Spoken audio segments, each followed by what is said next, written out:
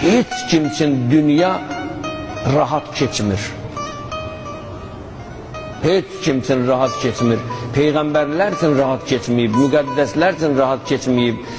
Sənin üçün də və bizim üçün də dünya rahat geçməyəcək. Dünyanın bəzən varı, dövləti elə bir vəziyyətə gətirib çatdıracaq ki, bu qədər 30 il, 40 il yığdığın var dövləti sənə ağzıva bəzən o axır məqamda pambıqla su verirlər və fikirləşirsən ki, bu qədər var dövlətim hara getdi?